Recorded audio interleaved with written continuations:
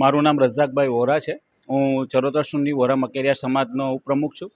આજ road Lions club hall ખાતે આણંદ ખાતે આજે મકેરિયા સમાજ તરફથી જે બાળકો ઉત્તીર્ણ થયા છે એ બાળકોનો આજે ઇનામ સમારંભ રાખવામાં આવેલો હતો, જેમાં 97 બાળકોને ઇનામ આપવામાં આવ્યું છે, જેની અંદર માસ્ટર ડિગ્રી ઇલેક્ટ્રોનિક્સ, બીકોમ છે, બીફાર્મ છે, ડૉક્ટર્સ છે, વેલ્યુઅર છે, 10મું છે, 12મું છે, તમામ બાળકોને આજે અમે સમાજ તરફથી ઇનામ વિતરણનો કાર્યક્રમ રાખવામાં આવેલો હતો.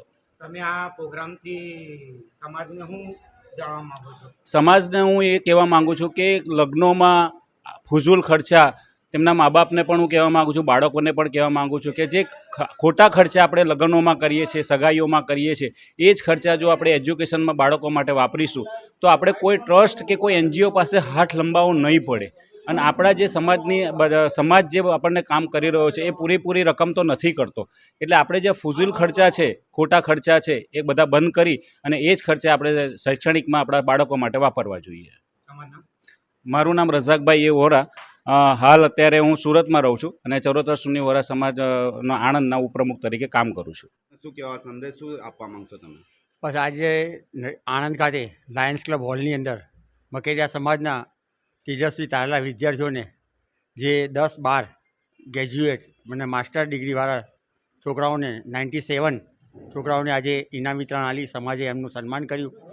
અને આવું ને આવું છોકરાઓ એજ્યુકેશન લઈ અને અમારી જોડે આવે, અમે એમનું સન્માન કરવા માટે તૈયાર છે. અસ્સલામ વાલેકુમ. સમાજને બીજો શું સંદેશ આપવા માંગશો? બસ સમાજને એ જ કહે છે કે તમારા છોકરાઓને ભણાવો. બહાર ફાલતુ ખર્ચાની જગ્યાએ બાળકોની પાછળ એજ્યુકેશનની અંદર જો તમે ખર્ચો કરશો તો એ ખર્ચો તમારો ઉગી નીકળશે અને તમારું ઘર એ એજ્યુકેશન લીધેલ બાળક કાલે સમૃદ્ધ બનાવશે. બસ એ જ સંદેશ સમાજ માટે છે. સમાજની બીજી શું પ્રવૃત્તિઓ છે? સમાજની અંદર સમૂહ લગ્ન, ઇનામ વિતરણ અને જે નબળા કુટુંબ જે છે અને છોકરાઓને ભણાવવા માગે છે એમને એજ્યુકેશન ટેકો પણ સમાજ કરે છે. અને એ બધા સમાજના દરેક મકેરિયા સમાજના સાથ સહકારથી થઈ શકે છે. અને આવો જ સાથ સહકાર મકેરિયા સમાજ કાયમ માટે રાખે એ મારી અપેક્ષા છે.